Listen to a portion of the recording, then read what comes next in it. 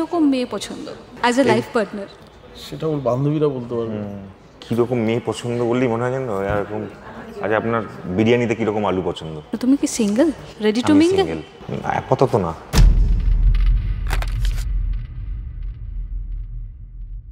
Single না double না কি আমি জানি না, সেটা সত্যি আমি জানি না।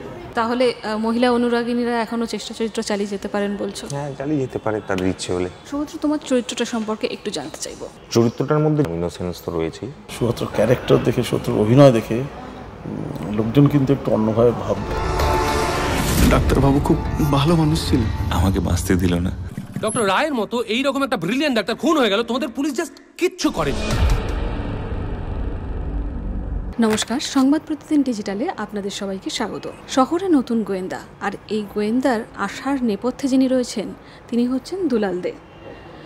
আর এই গোয়েন্দা যার কারণে এসছে তিনি হচ্ছেন সুহত্র। সংবাদ প্রতিদিন ডিজিটালে অনেক স্বাগত। Thank you. প্রথমে যেটা জানতে চাইবো যে সিনেমা, তাও আবার গোয়েন্দা গল্প, সাধারণত ক্রীড়া সাংবাদিক এলে স্পোর্টস ড্রামা, বলিউডেও আমরা দেখেছি স্পোর্টস ড্রামা, গোয়েন্দা গল্প কেন? এই যে তুমি বললে যে ক্রীড়া সাংবাদিক হলেই স্পোর্টস ড্রামা হওয়া উচিত, এটা আমার মনেও এসেছিল এবং এই সচেতনতা থেকে আমি ঠিক করেছিলাম যে আর যাই করি আমার শুরু কোনো স্পোর্টস ফিল্ম থেকে হবে না। অফকোর্স পরে হবে, কিন্তু এই যে তোমার মনে যে প্রশ্নটা এসছে এটা আরও হাজার লোকের মনে আসবে যে স্পোর্টস জার্নালিস্ট মানে তো স্পোর্টস ফিল্ম করবে।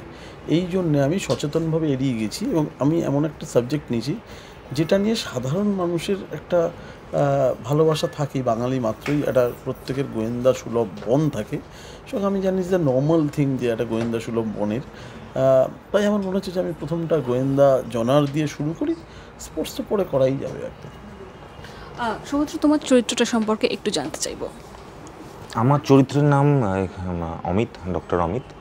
সে একজন খুবই অনেস্ট, কর্তব্যপরায়ণ, তার মধ্যে অনেকটা ইনোসেন্স রয়েছে এমন একটা মানুষ। সে তার প্র্যাকটিস শেষ করে বা কয়েক বছর চাকরি করে একটি গ্রামের সরকারি হসপিটালে চাকরি নিয়ে আসে এবং সেইখানে সে তার কাজটাকে with dignity and with honesty সেখানে করতে চায় এবং কম সময়ের মধ্যেই তার কাজের জন্য সেই গ্রামে তার যথেষ্ট জনপ্রিয়তাও হয়।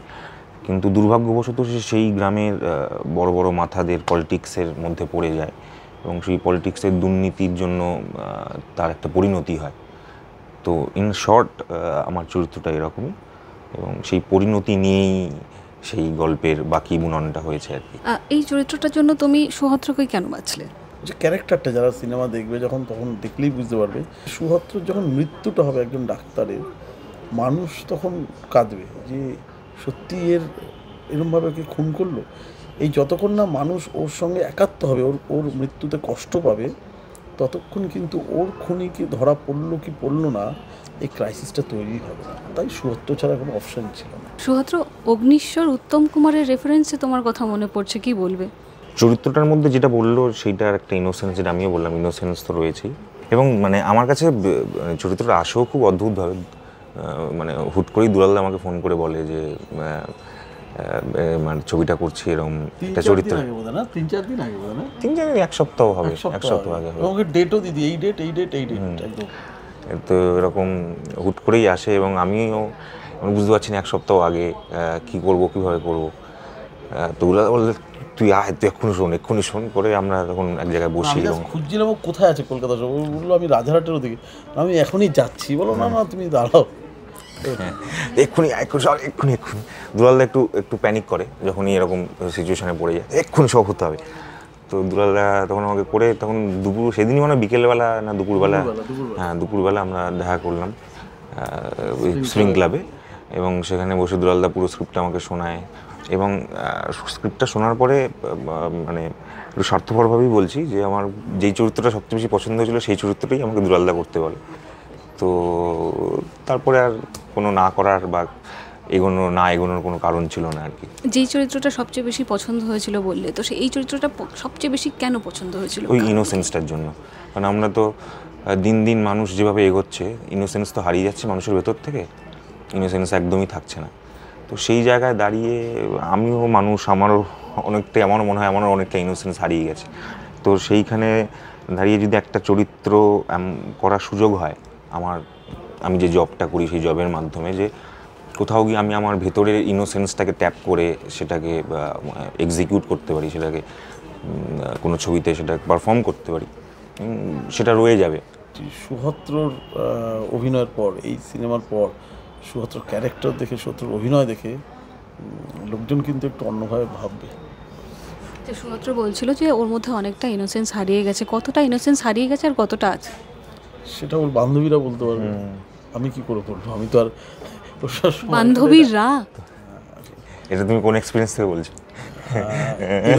এরকম একটি ভালো ছেলে, এরকম একটি সৎ, ভালো মুখের, ভালো ব্যবহারের, তার তো প্রচুর অনুরাগিনী থাকবে, এটাই স্বাভাবিক। তো আমি তো আর তার বেশি খোঁজ রাখি না, তো আমি সেই জন্যই বললাম যে ওর বান্ধবীরা বলতে পারবে যে ওর ইনোসেন্স হারিয়ে যাচ্ছে না আরও ফিরে এসেছে, এটা তো আমি বলতে পারবো না। আমি সিনেমার শুটিংটুকুর মধ্যে জানি, এটা খুব স্বাভাবিকভাবে ইন জেনারেল ধরে নিচ্ছি যে ওর অনুরাগিনীরা বলতে পারবে যে ও আগের দিয়ে উন্নত স্তরে গিয়েছে না খারাপ স্তরে গিয়েছে। দুলালদা বললো অনুরাগিনীরা, তাদের প্রশ্ন তুমি কি সিঙ্গেল, রেডি টু মিঙ্গেল?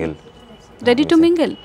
আপাতত না, সিঙ্গেলই ভালো আছি এখন। আচ্ছা, যদি কখনো রেডি হও তাহলে কিরকম মেয়ে পছন্দ অ্যাজ এ লাইফ পার্টনার কিংবা প্রেমিকা? এই প্রশ্নটায় আমার একটু অসুবিধা আছে, কারণ কীরকম মেয়ে পছন্দ বললেই মনে হয় যেন এরকম, আচ্ছা আপনার বিরিয়ানিতে কীরকম আলু পছন্দ, হ্যাঁ সেরকম মনে হয়। মানুষের তো একটা রেফারেন্স থাকে যে আমার যে আমি না, রেফারেন্স থাকে না মনে হয়, অ্যাকচুয়ালি মাথায় থাকে কিছু জিনিস এরকম হলে ভালো হয়, হাওয়ায় উড়িয়ে নিয়ে চলে যাবে। হ্যাঁ মানে ওরকম হয় বলে আমার মনে হয় না। তুমি কি ব্যক্তিগত এক্সপেরিয়েন্স থেকে বলছো? না, সুহত্রকে চেনার অভিজ্ঞতা থেকে বলছি। অনুরাগিনীর ব্যাপারটা কোথা থেকে আসছে দুলালদা? তো এরকম কারো বয়ফ্রেন্ড থাকলে সেই মেয়ে তো খুশি হবেই, এরকম কোনো হাজব্যান্ড থাকলে সে ওয়াইফ খুশি হবে। সুহত্র মানুষ হিসেবে খুবই ভালো। আর এ তো জানাই কথা, ফিল্মে যা হয় মানে কাল বিয়ে করতে হবে এখনও বলে যে আমরা বন্ধুর মতো, সেটা নিয়ে আমি কোনো মন্তব্য করছি না। সিঙ্গেল না ডাবল না কি আমি জানি না, সেটা সত্যি আমি জানি না। তাহলে মহিলা অনুরাগিনীরা এখনো চেষ্টা চরিত্র চালিয়ে যেতে পারেন বলছো? হ্যাঁ চালিয়ে যেতে পারে তাদের ইচ্ছে হলে, তাদের ইচ্ছা যেটা করা সেটা ইচ্ছা তো করাই উচিত। আচ্ছা, মার্কেট ওপেন, তাহলে আপনারা জেনে রইলেন। এবার আমরা সিনেমার কথায় ফিরি। সিনেমা রিলিজ হবে 5ই জুলাই। ঠিক তার আগে একটা সিদ্ধান্ত হয়েছে যে ইউএফও প্রজেকশন চার্জ কমিয়ে দিয়েছে বাংলা ছবির ক্ষেত্রে। তো এই সিদ্ধান্তটা ঠিক তোমার সিনেমা রিলিজ আগে কেমন? It's a really good decision, because যারা নতুন প্রোডাকশন হাউস আসছে, বড়দের তো ঠিক আছে, বড়রা সামনে নিতে পারে, যারা ছোট ছোট ভাই যারা নতুন প্রোডাকশানে এগিয়ে আসে, তাদের যতটা বাজেট ফ্রেন্ডলি হয়তো ততই ভালো। অফকোর্স এটা তো ভালো হয়, মানে তেলের দাম কমে গেল, হ্যাঁ পেট্রোলের দাম কমে গেল, গ্যাসের দাম কমে গেল, এরকম ব্যাপার যে সিনেমা করতে গেলে ইউএফওর মাস্টারিং অনেক কমে গেল, এটা রিয়েলি খুব ভালো। এটা শুধুমাত্র ইউএফওর ক্ষেত্রে হচ্ছে, বাকিদের ক্ষেত্রে কি আশা রাখবে? এটা প্রযোজকরা বলতে পারবেন, এটা আমার পক্ষে বলা খুব মুশকিল। শুধুমাত্র তুমি অ্যাজ অ্যান অ্যাক্টর, তুমি এই বিষয়টা কীভাবে দেখছো এবং কি আশা রাখছো ভবিষ্যতে আরও কী কী সংস্কার হতে পারে? অবশ্যই ভালো জিনিস, মানে আমাদের বাংলা ইন্ডাস্ট্রি তো আমরা এমনিতেই জানি খুবই ছোট একটা ইন্ডাস্ট্রি, এবং সেখানে সব ধরনের চাপ আমাদের ফেস করতে হয় একটা অর্থনৈতিক জায়গা থেকে।